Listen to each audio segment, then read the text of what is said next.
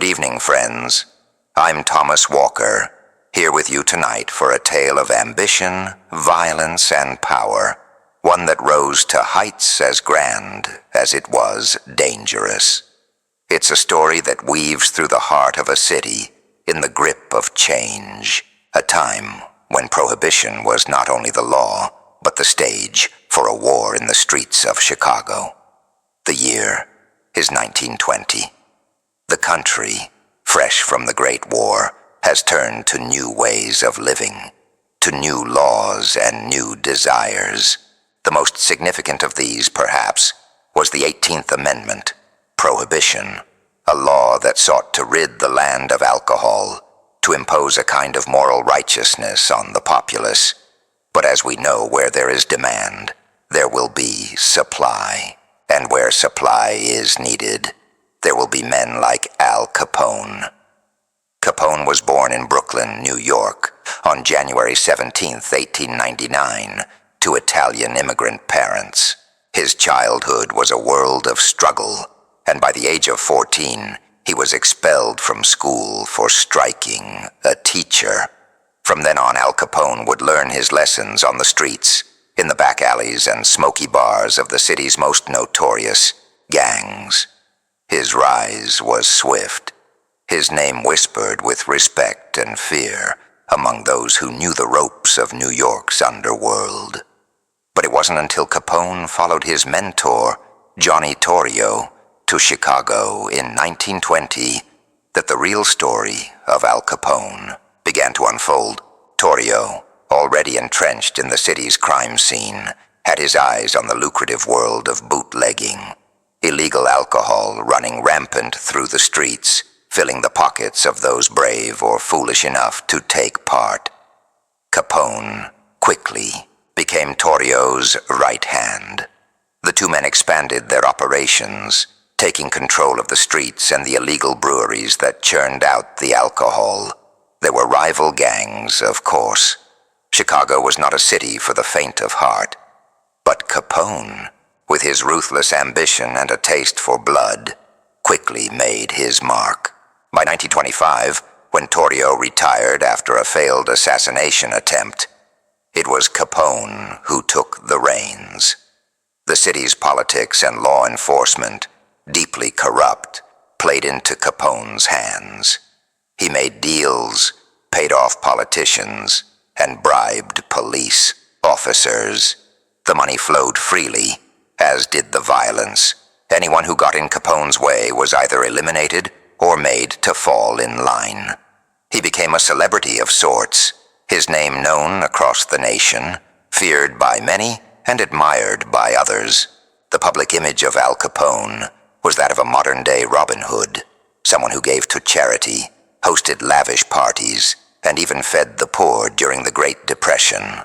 But behind the charm, behind the smiles and the polished suits, lay a man who would stop at nothing to protect his empire.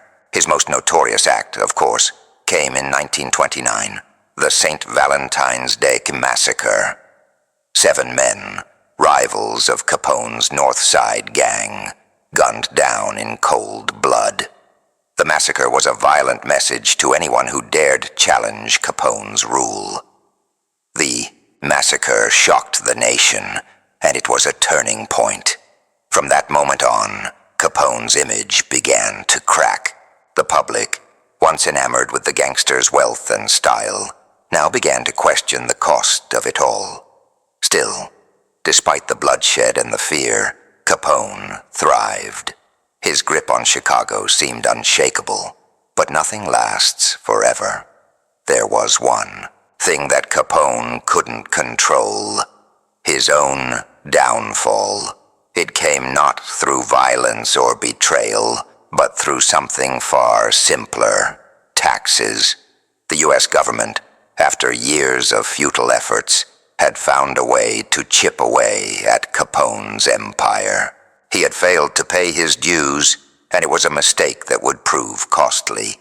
But Capone's greatest asset was his arrogance, and perhaps, in the end, that would be his undoing. The year is now 1930. Al Capone's empire is flourishing, its tendrils reaching deep into every corner of Chicago's underworld.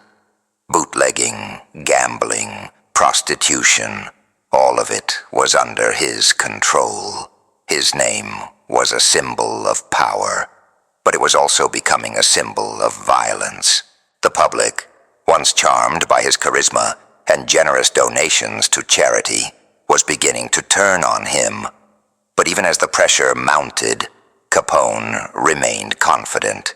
After all, he had managed to evade justice for years. He had silenced his rivals and won the loyalty of politicians, police, and businessmen. Who could stop him now? But that's when something unexpected began to happen, something no one had foreseen. You see, Capone's own success became his downfall. The more powerful he became, the more enemies he made. Rival gangs, long subdued under Capone's iron grip, began to regroup. The public's patience wore thin, and in the midst of this, the authorities, long content to look the other way, started to stir. By 1930, the federal government, after years of failed attempts, found itself staring down a new, unexpected opportunity. The question on their minds was simple. Could they catch Capone for something that didn't require bloodshed? Could they bring him down for a crime he thought he could easily avoid? The answer came in the form of taxes. Capone had ignored his financial obligations, had failed to pay taxes on his illicit income, and it was this seemingly simple oversight that the government would latch on to. But even here, Capone believed he was untouchable. After all, his wealth was hidden, his records falsified, his influence vast. How could anyone trace the millions he had earned from his criminal empire? And yet, as the government began to dig, something remarkable happened. A handful of men, relatively unknown in the grand scheme of things, began to piece together the scattered clues. Elliot Ness, a federal agent who would later become a legend, was one of the first to get close to the heart of Capone's operations. With his small but increasingly famous team of agents known as the Untouchables, Ness began to peel back the layers of Capone's empire, discovering the financial cracks that Capone had believed impervious to the law. It was a slow process, friends, a quiet, methodical process. The evidence was there, but it was buried beneath a mountain of false records, hidden assets, and bribed officials. And so, the investigation dragged on, the noose tightening around Capone's neck, though he seemed unaware of the impending danger. But then, on the evening of March 27th, 1929, something strange happened.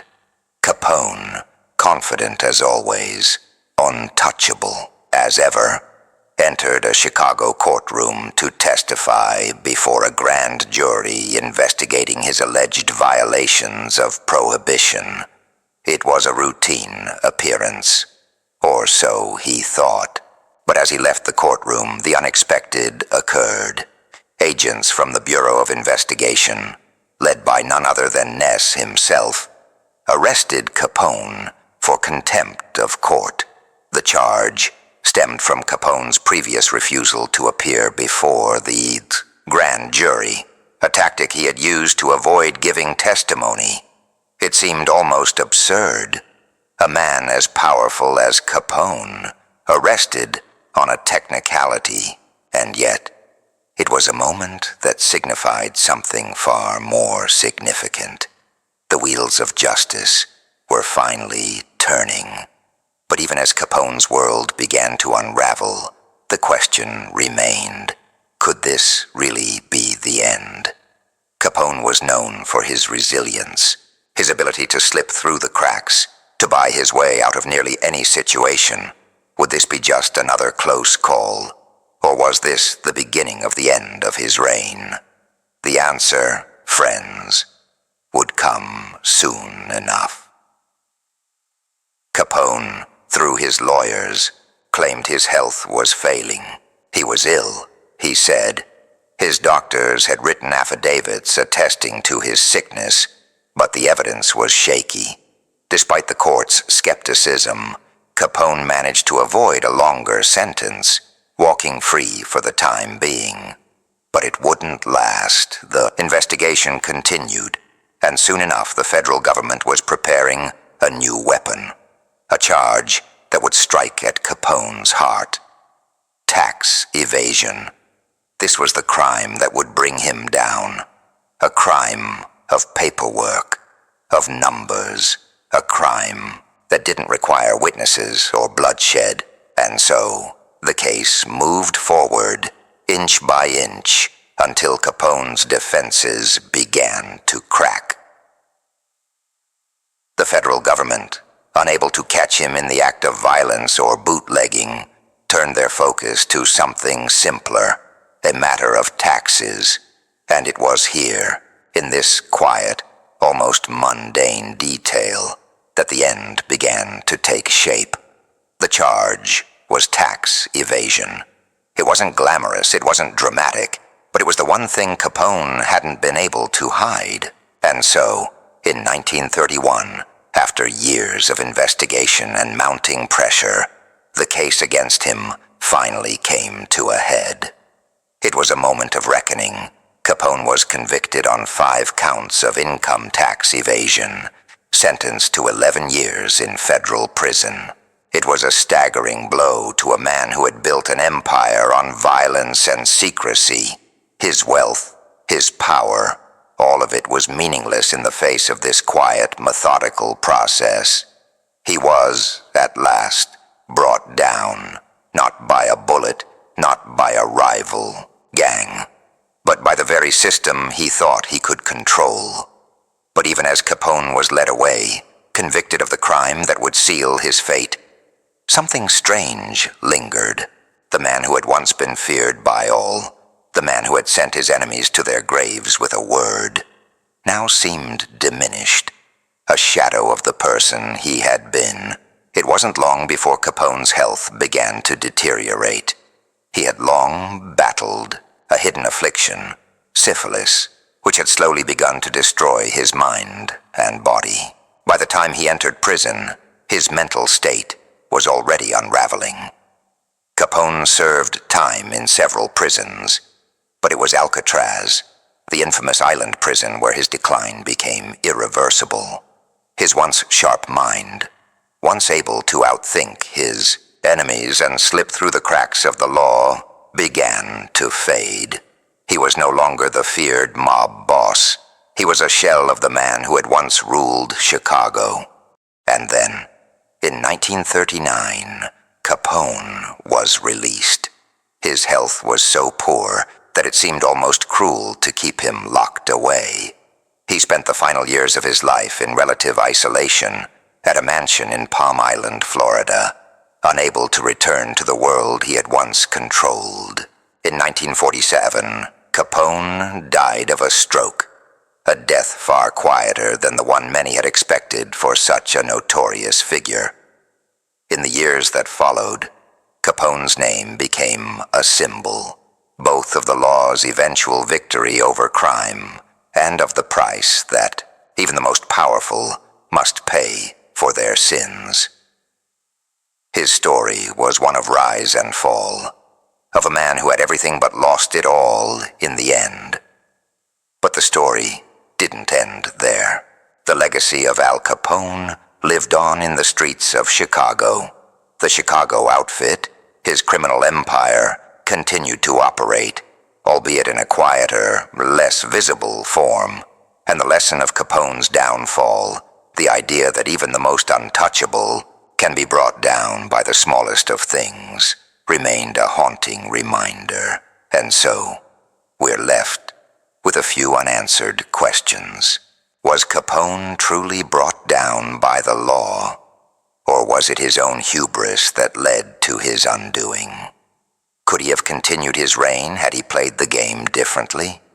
And perhaps the most haunting question of all, was Capone ever truly untouchable? Or was he just one man in a city that chewed him up, just as it had chewed up so many before him? As the years have passed, Capone's story has become part of the mythos of Chicago, of America itself, a tale of excess, violence, and eventual ruin. His name is still spoken, his legacy still debated, but perhaps, after all this time, we still don't know everything about him. Perhaps there are parts of the story, hidden details, that we will never fully understand. The shadow of Al Capone lingers even now, and though the man is gone, his legend remains, haunting the streets he once ruled. And that, my friends, is where our story ends. But as we reflect on the rise and fall of Al Capone, one question remains, echoing in the silence. Was he truly brought down by the law? Or was he simply a man who couldn't outrun his own darkness?